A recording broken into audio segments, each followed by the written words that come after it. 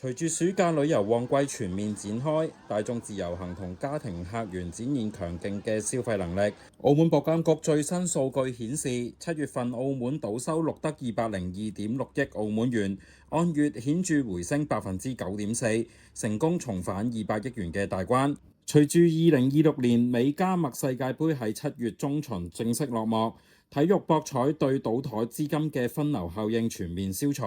大眾博彩客源喺下半月報復性回流，帶動7月中場前3名嘅形勢較6月出現顯著嘅洗牌。根據柯煙從業界渠道所得，但係未經官方審計確認嘅數據顯示，銀河以29.4億元嘅高額殺數穩坐全澳中場龍頭，隨後則係近年憑住精美餐飲同活動戰略迅速崛起嘅美斯美高梅，以15億元奪得亞軍，而主打奢華市場嘅永利皇宮就以14.6億元排名第三。澳門銀河7月份以29.4億元嘅絕對優勢蟬聯中場殺數龍頭，單月貢獻規模逼近23名嘅總和。儘管7月份整體高端中場落注額受到季節性颱風嘅干擾，但係銀河憑住暑假密集嘅大型演唱會同體育盛事，成功將非博彩流量轉化為高端大眾嘅博彩業績，令到龍頭嘅地位持續穩固。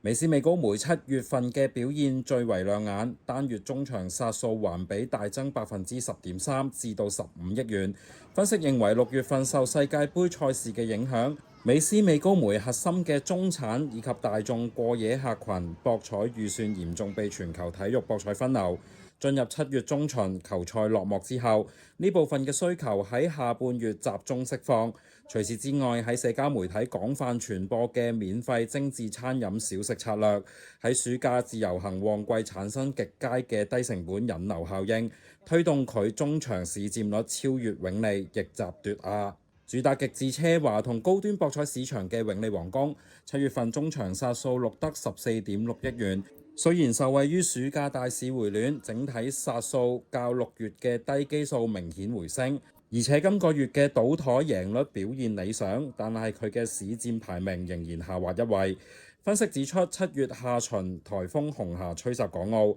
對依賴高淨值跨境豪客嘅永利皇宮造成直接嘅干擾。部分豪客出行計劃被迫延後，喺美斯美高梅大眾中場大舉回流嘅夾擊之下，永利皇宮今個月以極微弱嘅差距暫居第三。總括而言，7月份銀河中場佔澳門總賭收大約14.51%，排第二嘅美斯美高梅中場市佔大約7.4%，第三位嘅永利皇宮則佔約7.21%。上述嘅數據最終以博企官方公佈為準。